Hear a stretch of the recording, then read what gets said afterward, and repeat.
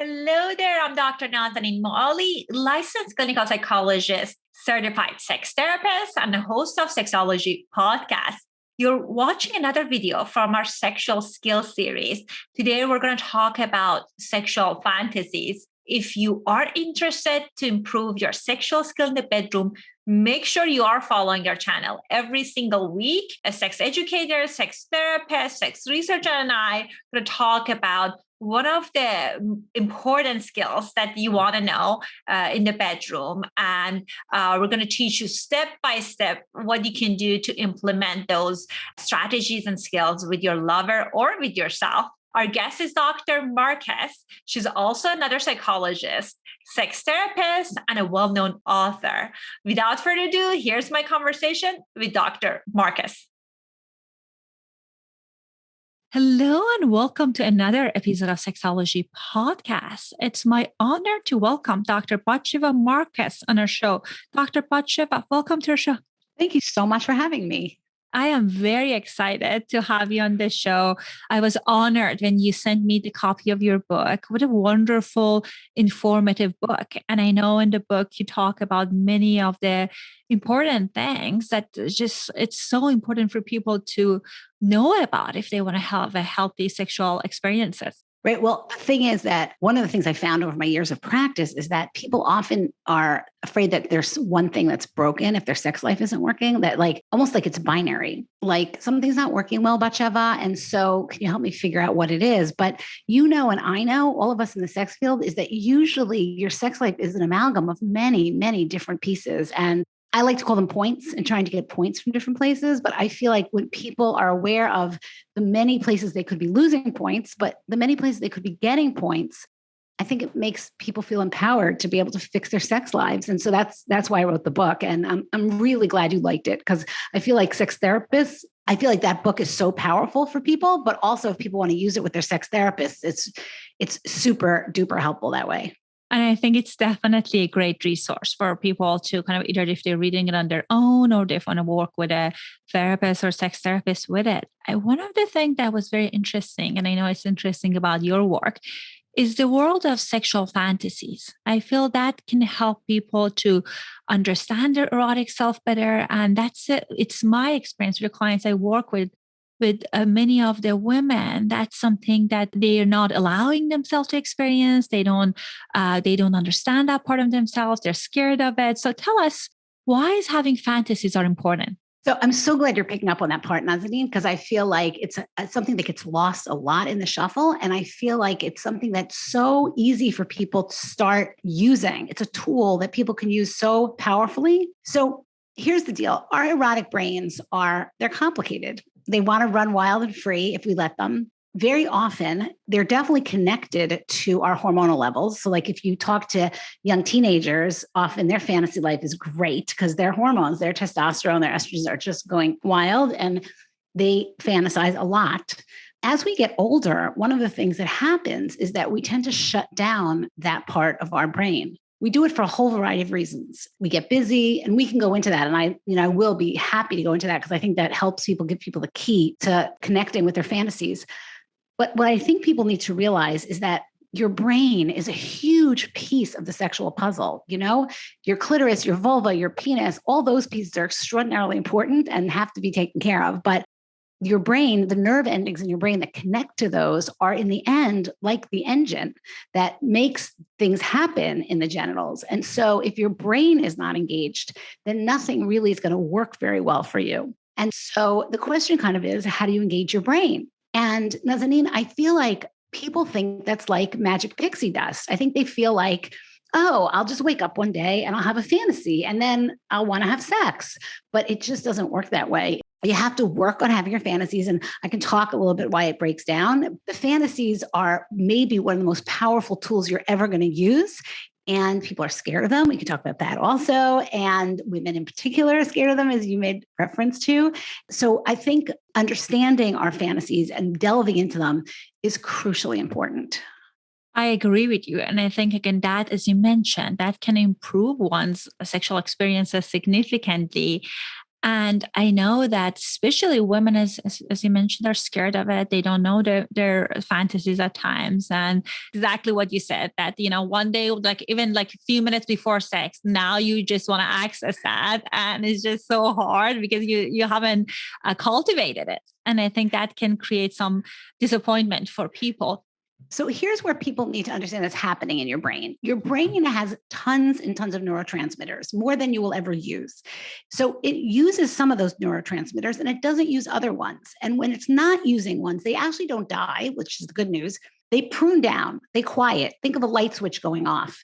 So a good example I'll give people is like when you're learning a language. Let's say you're learning a new language. So it's hard initially. It sort of feels rusty to start using the parts of the brain that learn the language. But eventually it starts getting much easier to learn the language. And not only that, you're going to find that you're going to learn other languages faster as well, right? Like there's a part of your brain that is being accessed. The neurotransmitters are waking up. There's a lot, and the neurons are waking up. The neurotransmitters are firing off. All of a sudden, there's more of them. They wake up, they replicate, and all of a sudden it becomes much easier to access it. The erotic part of your brain works exactly the same way. So that means that if for years you have been ignoring the erotic part of your brain, then it's going to be hard in the beginning. And that I think is really difficult for people to understand, that you actually have to work on learning how to fantasize. But what I tell my patients and what I'm telling you is, like, trust me, it gets easier and easier and easier and fun. So that is like, I think people have to understand that there's something physiological happening that's making it easier to fantasize. When I started my practice like 20 years ago, I would assign women to like read erotica and let's talk about things you can do to help yourself fantasize. And I would say, just read 3 or 4 minutes in the morning. Just find something that turns you on. You can read the same thing again. This is not a literature review here. I was like, just find something. And every morning or every other morning, just read 2 or 3 minutes and see if you can kind of get your brain functioning. And I saw that it really helped women. It got easier and easier for women. And I didn't have the language to explain why that was. I just knew that it got easier. And then as I started understanding neuroplasticity and I started understanding how the brain actually bends, like we used to think of the brain as static, but it's not. And brain cells don't just die off. Parts of your brain that are being used really like plump up. They just like, they engage. And you can do that with the erotic part of your brain. So once you understand that, it gives you some level of saying, okay, you're not somebody who doesn't fantasize or somebody who does fantasize. You can be somebody who does fantasize. And I feel like this is your help to do that. I 100% agree. And what a wonderful way of thinking about that. This is the practice. This is a muscle you're practicing in your brain. And if you're struggling right now, then perhaps you haven't practiced it enough. So if that's something that you want to learn more about, that's something that you have to look for resources and different ways to help you to start on that path. You know that all of us, I can imagine that there are certain things that we find erotically charged for us, and it's different for one person to another. So where are these fantasies coming from? How do those fantasies become so charged for one person versus another person? So that is like, I think the $6 million question. If we had answers to that, we would all be incredibly rich. So if you get that answer, you let me know. So I think the erotic map, it's what we call our erotic map, like what turns us on. It's so complex and complicated. And it may be things we saw when we were children, kind of at the right moment. Like somebody will talk about, there's a beautiful book on this called The Erotic Mind by Jack Morin. It's one of my favorite books of all time. So if people are into reading books about sexology, The Erotic Mind by Jack Morin, he talks about, a baby who may be lying on his stomach and the penis is rubbing on the floor and his mother walks by in high heels, right? And all of a sudden, the good feelings that are in his genitals now are connected to that high heels walking by. So that's like a good one that we could kind of see. I also think images you sometimes see when you're an adolescent, as your hormones are starting to like course through your body at these alarming rates, all of a sudden things you see or hear can sort of imprint on you as being sexy.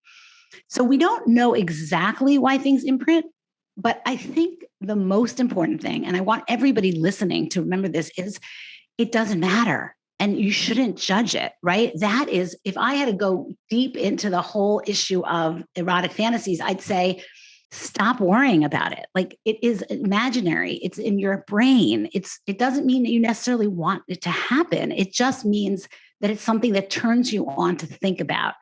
One of the things that drives me nuts about the English language, I've decided, maybe you and I should work on this together, is we have such a paucity of language when it comes to fantasies. Like we have this word, fantasies, and fantasies means, it could mean something I want to try out with a new partner, right? Like I want to have sex on the beach, or I want to have sex in the ocean, or I want to have a threesome, whatever it is, that's a fantasy that I actually want to actualize. Then there are fantasies that I have no interest at all in actually, being on a spaceship to Mars with 3 Martians, a circus ring with, 15 acrobats around me. Like there are fantasies, being on a steamboat in the, 16th century and being ravished by, they had steamboats, they didn't have steamboats in the 16th century. I'm mixing this up. Okay. It's fantasies. Exactly. Right? Yeah, you're right. Exactly. It could be my steamboat in the 16th century, like the knight in shining armor that ravishes you. Like those are not fantasies that you actually want to have happen. They're just fantasies that you're having in your brain for fun. Right.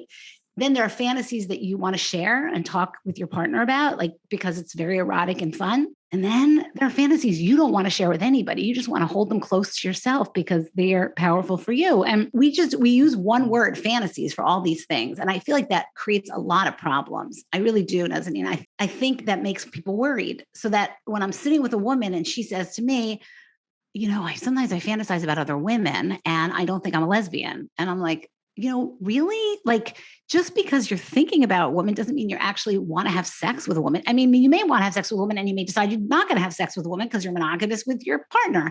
But just because you're thinking about something in no way suggests that you want it to actually happen. And I feel like that is where people get really stuck. Like they feel like their fantasies are inappropriate. They feel like they're not PC. They feel like they're scary. And, can I give you an example? I'll give you the classic example. Can I just keep talking? Yes, I can listen to you all day, please. Okay, all right. So the classic example that I always see with women getting stuck is the overpowerment fantasy. I'm sure you see this in your office all the time, right? The woman who has a fantasy about, I see this with women also. Women will often say, I fantasize about other women and they freak out. And so I let that, I need to normalize that. But the fantasy where women are feeling like somebody's climbing through the window and like taking them, or, they get stopped by a police officer and they the police officer wants to give them a ticket. So the idea that like they're being taken by somebody or taken by control by somebody, let's say in the forest or in the window. And then the women say like, oh my God, how can I be fantasizing about rape, which is essentially what they're fantasizing about. And, Nazanin, this is the most classic example. And I feel like I need people to hear me loud and clear on this. Who is creating that fantasy? Let's say it's a woman and she's fantasizing about a man climbing in the window. She is creating the man. She's deciding exactly what he looks like. She's deciding exactly what he says. She's telling him when to stop talking and when not to stop talking, exactly what to do with her. And the moment she wants to end that fantasy, poof, it's gone, right? So that fantasy bears no resemblance to rape in real life or to being overpowered in real life. Like there's no even common thread, to be honest. And honestly, when you get drilled deep down, there's a lot of women who do have that fantasy, but they feel so much shame and so much guilt around that fantasy. And I'm just, that message I'm always saying is, your fantasies are just your fantasies. So just try to revel in them and enjoy them and help use them to have really good sex with whoever you really want to be having sex with, right? Like it's a gift. So stop worrying about whether or not it's like somehow feels wrong. So do you find that in your practice as well with women? Oh, for sure. And it's funny that at times, and I'm sure you have similar experiences, people thinking like knowing you're a sex therapist, they want to talk about their sexual self all over different places. And one of the questions that I even get at conferences at different places from colleagues is kind of feeling that why I like this and what does that mean about me? And they start kind of sometimes framing it as like, I have a politically incorrect type of fantasies. And, that's the direction that they're going. And I love that you are normalizing that. Those are the two main fantasies I hear from lots of cisgender women, and they feel so much shame around it. And right. I love that you brought up the point of who cares why this is hot. I mean, we can definitely go on the journey of exploration, person at a time, but at heart of it, at times is that, am I normal? Is this okay? No, I think that is the most important thing. The most important thing to remember with your fantasies is whatever you're fantasizing about is 100% fine. Use it, embrace it, enjoy it. It will change your sex life if you're willing to do that. So I think that becomes really, really important. It is an interesting question why so many of us have that fantasy. And for many years, I've just done some research on this. I can't say I have anything definitive, but for many years, it was thought, and I think there's some truth to this, that women liked sort of the overpowerment fantasy because it let them give up control. Women were walking around always managing everybody's lives all the time. And, having somebody come in and do what they will with us, sort of takes the responsibility off. Like the emotional labor is gone. And Lord knows most of us need to give up some of the emotional labor. I saw another piece of research that suggested it. This one, I think, drills very deep on women. The biggest turn on for most women is being wanted, being desired. That being desired is the aphrodisiac. So guys, if you want to make your woman get turned on, you need to make her feel like she is just the hottest thing ever. And there's the overpowerment fantasy is like the ultimate being desired, because essentially what's happening is you're so desired that the person is doing something that they shouldn't necessarily be doing because they want you so badly. And so that I think is at the key for a lot of women on why that's such a hot fantasy. And when you think about it that way, that's amazing. Like that is just great. So revel in being wanted. You know what I mean? I think sort of enjoying your fantasies, not worrying about whether it's got, 16 monkeys, 42 clowns and, a Martian in it. Like it's your fantasy. You don't have to share it with anybody. It just lives with it. If it turns you on, use it. I agree with you that I often hear about, as you said, that this kind of like this power, or kind of like in a situation that's a rape or someone kind of like taking you, there's this power in it that because many women are socialized that it's not okay for you to want sex. In these situations, in your fantasies, you have no options. You're giving in to this pleasure, and that neutralizes that shame, that kind of like that heart of killing many women's desire. No, I think that is 100% true. I think there's a reason that these fantasies are so ubiquitous and so universal. And I think trying to let go of the fact that you think they're not right, they're not PC. I have a non-PC. I love that. Like, really, fantasies would not really be fun if they were PC. Like, we have to be PC in our whole life. Can we just not be PC in our brain all the time? Like, really? Don't you think that's like, I just feel like that is like the best place to be able to just let yourself run wild. And what happens, I think women don't realize, and men too a little bit, but more women, the more you try to limit what you're thinking about, the less your erotic brain sort of can function. It feels like an animal in a cage at that point. Like, and then it only can think about this thing. Or, I had a patient yesterday who said, but I feel like unpure when I think about those things. And we were laughing a little bit together because I said, well, okay, well now, her husband was upset because she's really not that interested in sex. I'm like, well, he's living with somebody with a very pure brain. Like, is that making him happy? Because maybe having a little less pure brain might make the sex between the two of you like a little bit better. So yeah, that's the story. And I often have women say to me, like, they don't quite know how to get started. And that's a whole other conversation. Well, actually, I think that's such an important thing to keep in mind. So where can people get inspiration? What are some of the places that they can look into for resources for cultivating the skill? So I think I always say to women, you got to figure out what media is most effective for you. And I'm going to give you a variety of options. And then our goal is to transition it to your brain. So let's start with, people always jump immediately to erotica, visual erotica or porn. And that's a great place to start. And some women love watching erotica or porn and some women less so. And, sometimes we'll start with just like sexy scenes in movies. Like, Lord knows there's more and more out there now. I have to say, when Bridgerton came out, have you watched Bridgerton? Oh God, yes. I heard about it every session that month. I don't heard about one thing as often as that is since 50 Shades of Grey came out. When 50 Shades of Grey came out, I also was like, and I remember thinking to myself, really? Like, That book is so poorly written. But anyway, so Bridgerton was so much fun. And so there's a lot of good TV out there now. Sex Education, Bridgerton, like there's a lot that's on like what I would call PG rated, R rated stuff that you can read. And that if you stop yourself, and this is really saying when you see those scenes, not jumping over them and sort of feeling like, oh, it's inappropriate to be getting turned on now, but actually rewind them and watch them again if you're by yourself, or just sort of think, oh, notice how tingly that might make me feel or how that turns me on. What was it about the scene that turned me on? So TV could be extremely helpful if you want to go a little deeper and you want to look at, more sort of erotica online, like pornography online. There's always, good old Pornhub, which you can type in anything you want. You can type in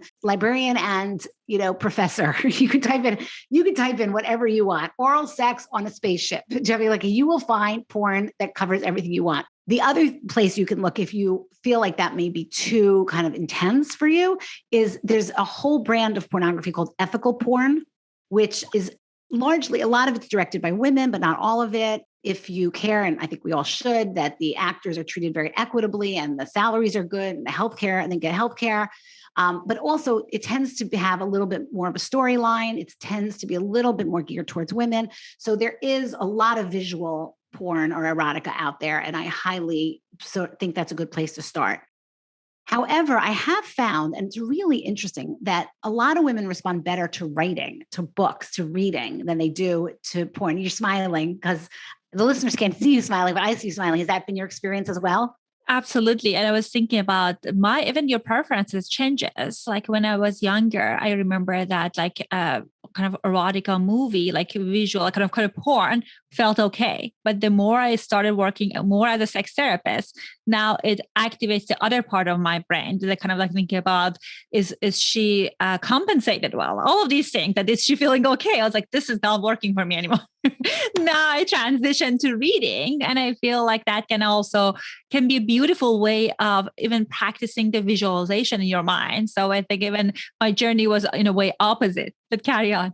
No. I think that the reading is often very helpful to people for exactly the reason you're saying, because you make people look the way you want or sound the way you want. And that's extremely powerful.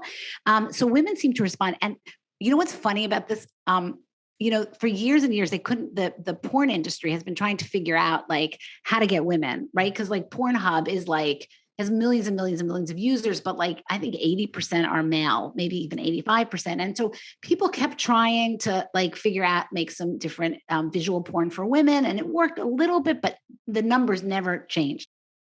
When Literotica came on, so Literotica is a site, again, of stories. It's just stories. It's just erotic stories, literature, Literotica. What they started doing analysis, the women, first of all, higher numbers of women even than men using Pornhub, and the number of minutes women stayed on that site was like 4 times the men on the Pornhub site. So women are just as interested in erotica and pornography as men, but they like to read it. And so Literotica is a great place to go, or just go online and just Google like short erotic stories. I highly recommend that as a starting point for many, many women, because it gives you like a model to start with. Like, what are you reading and what turns you on? And I always say to women, here's the trick. The trick is when you find something that turns you on, put a Post-it on it, use it again and again. Again, this is not a literature course, right? You don't have to be exposed to many different forms of literature. Read it if it turns you on, and then try to figure out what it is about that turns you on particularly. So if you're reading and like somebody's watching this woman through the keyhole, for example, and that's a huge turn on, then you think to yourself, oh, the being watched is a big turn on to me. Like, where else? Like, could I be getting undressed and naked on a beach and have people watching? Or could I be on Broadway and have like 2,000 people watching me? Would that turn me on more? Like, find the element of the story, which is a big turn on, and then expand it in your brain, because your brain can do a better job than any other writer is going to do for you. So we talked about visual erotica, we talked about written erotica, and now the new one is more audio erotica. And like there's a site, Dipsy. Love that. Yes, which is stories read by actors. I think they do a pretty good job, don't you? Yeah, Gina was on our show, and I thought I got introduced to Deepsi through her, like the founder. And then I started listening to other platforms. It wasn't as good. I love that the voices are good, the stories are good. So yes, that's a great resource. So I think they have good stories, and they let you kind of pick. Do you want like a threesome? Do you want heterosexual? Do you want gay? And again, remember what I said earlier, just because you would like to listen to a different kind of porn does not mean that you want to actually do it. Just let yourself go.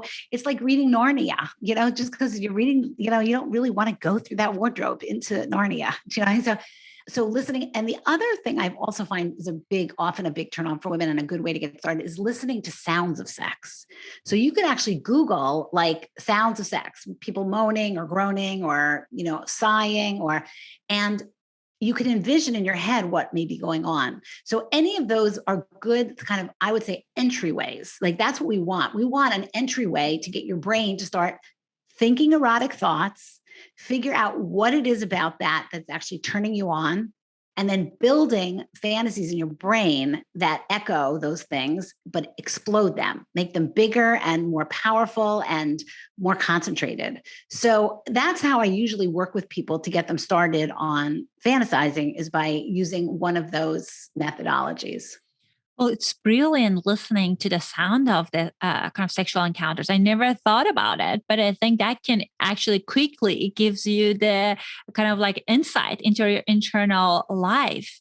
I think these are all fabulous starting points. And one thing that I tell my clients at times, and I want to hear your thoughts, that it's a little bit controversial, but I tell people after kind of they're exploring these things in kind of from the different literature and different material, then take it out for a test run, kind of like allow yourself to kind of be able to be present for life and get inspirations from real life, because sometimes people are so scared of their erotic mind and kind of fantasies that they just don't allow it to kind of for them to get inspiration from outside. So give me an example of what you mean. So perhaps men, cisgender men doing it all the time. So this attractive male passing by, and you find them attractive, and then maybe you can use that for fantasies. Or you're seeing these hot couples on the beach, they're making out, and then that can be a resource for you later on. You are 100% right. And the reason people get pushback on this is so fascinating. I'm sure you get pushback the same reason I get pushback, Nazanin, and that is because people feel like it's cheating. Right? So like a woman will say to me, well, how can I, oh my God, I had this client, this story always stays in my head, where she was crying and she said to me that she thinks, she feels so guilty about when she thinks about other men, like old boyfriends. So I'm like, why do you feel like that? And she said, well, then I'm afraid my husband must be thinking about other women. And I'm thinking, well, it is very possible that he's thinking about other women. He's married to you. You have sex 2 times a week. You've been married for 20 years. That's a lot of sex with the same person. And she said, but it feels like he's kind of cheating. And like, she was struggling with this. And I said to her, she had a 20-year-old daughter, a 22-year-old daughter. The 22-year-old daughter had a steady boyfriend. And I said to her, so, it's possible that this daughter is going to marry this boyfriend. I said, do you think this boyfriend will think about your daughter every time they have sex, only your daughter for the rest of their lives? And she looked at me and she started laughing. She said, I think he'd be a psychopath if that was the case. And I'm like, bingo. Like, do you know what I mean? Like, so yes. And I feel like thinking about other people while you're having sex with your partner, or at least letting fleeting thoughts come and go, or thinking about somebody else to get yourself turned on, that's like great. You're using that other person to have good sex with your partner. You're not using your partner to have sex with the other person, right? Like you have to remember. And the people that pass through your life, the guy on the subway, you don't have subways in LA, but we do in New York, the guy who you catch eye contact with and for a moment think, oh, wow, this is so hot. And then you go home to your partner and have great sex. Like what more could anybody ask from a relationship? So 100%, I feel like people need to understand that you are not cheating on your partner if you're thinking about other people. Yes, I mean, like if you have a client who's only thinking about the work person who's on the next cubicle and she's been fantasizing about this guy and flirting with this guy and fantasizing about this guy for 2 years and never thinks about anybody else or her husband. Okay, let's talk. Then we're moving to different territory, but that's not what we're talking about here. We're talking about like those fleeting moments, those sexy interchanges, those, the things that make you feel alive and butterflies in your stomach. And you want to use those things to have sex with your partner. I mean, let's be honest, monogamy is hard. Like nobody tells you that, but keeping a long-term monogamous sex life is hard. I think it's worth it in a lot of cases, but it's freaking hard. And so your choices are you can go out and have an affair or sleep with somebody else, or you can learn to use your erotic brain to have fabulous sex with the person you're here, who you love, who you want to have sex with. Absolutely. Like one of the analogies that my husband and I were talking about or laughing about it, I don't want to get credit for this, is his idea, but it's like going to a buffet. Right. Like you test different things from buffet and that's completely okay and normal. And it makes it exciting. But if you're rushing for a sushi table every time, like particular sushi, like that idea of that coworker, then that's information. Again, doesn't mean that you are going to go outside your relationship and not under agreement. But you're right. If it's like this fixation, that's a different story. But if this is adding money to the erotic bank, and it could be a kind of accumulation number of different things and encounters in person, that's completely normal and healthy. Right. And I do find that sometimes people even like, okay with sharing some of these things with their partner. You may want to explore a little bit with your partner. Does it turn your partner on if you tell them, oh, I saw this really hot person? And so I'm like laughing because there's this podcast that I found, which I will not name, but where the podcaster is so smart. It's like, it's just crazy. It's a science podcast, not for the faint of heart. And I'm like, I said to my husband, oh my God, I have such a crush on the guy who runs a podcast. Like I have to, whatever. And my husband's laughing his head off. Like there is like, sometimes in relationships, people even make things up and describe how they were flirting with somebody because it's a turn on to their partner. So that is, again, we use the same word fantasy for everything, but using fantasies of people you've seen or thoughts you've had or reactions you've had and talking to your partner and sharing them with your partner can be an incredibly hot way to kind of add to the buffet, as your husband would say, I agree with you. And I love that you were talking about that. And it's okay not to, right? That I feel like my husband and I, we have shared language, we can talk about it, but it can be a skill that you're learning what to share, what not to share, what's that private one that you mentioned, and what's for sharing it with a partner.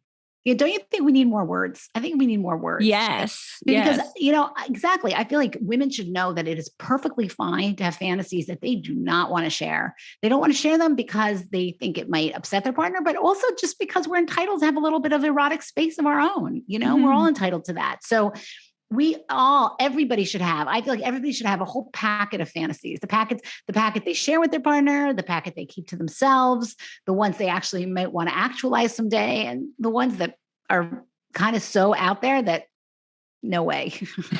Great. And I love that. And let me know when you develop the language. Okay, you got it. Well, I know you have this wonderful book that we mentioned, and you have a facility that you're center, that you're a director of. So I bet our listeners want to learn more about you, because me and you have some alignment in the way where we think and practice. So tell us more about what are some of the places that people can get a hold of you. Okay. Well, thank you so much. So my book is called Sex Points, Reclaim Your Sex Life with the Revolutionary New Multi-Point System. It's a really fun, easy to read book, even though the title is so ridiculously long. It's available anywhere, like Amazon, wherever you buy books. Sex Points, just Google Sex Points. You can always find me on social media. I'm big on Instagram and now TikTok. I don't know how that happened, but it did happen. Under Dr. Batsheva or the Dr. Batsheva on TikTok, because TikTok threw off Dr. Batsheva. So I had to start a new one, the doctor, because I think I said vagina too often. Oh no. Like I didn't know they were censoring too. I thought that's better on Instagram. Oh no. Instagram's way less censoring than TikTok. So there you go. No, TikTok is really, and it's crazy because there's so much really radical, sort of difficult to watch things out there. But then the sex educators, because we're using real language, are often thrown off. I'm sure you can relate to that in other areas. Anyway, I'm under Dr. Batsheva or the Dr. Batsheva, Instagram and TikTok. And if you're in the New York, New Jersey, the tri-state area, we have Maze Women's Sexual Health, which is a combination of the medical and the psychological. We work together. We deal with pain, low desire, problems with libido. And, we'd love to see you there if you're around. So you can Google us at mazewomenshealth.com. Beautiful. Thank you so much for coming on the show. Thank you for all the wonderful work that you're doing. And this was certainly a treat for us. Thank you so much for having me. It's wonderful, wonderful podcast. And it was a joy to be with you today. I hope you enjoyed our conversation and you got some good ideas on how to improve your sex life using your sexual fantasies. If you have a question about your sexual fantasies, you can always email us and we're going to answer your questions in the show. You can email me at drmoali@oasistocare.com. And I also want to make sure that you know that I have a gift for you. If you want to get ideas on how to spice up things in the bedroom for yourself and your partner, I curated a list of more than 100 ways that you can do that tonight. All you need to do is click on the link below and we will send the list to you for free. All right. I'll talk to you guys next week.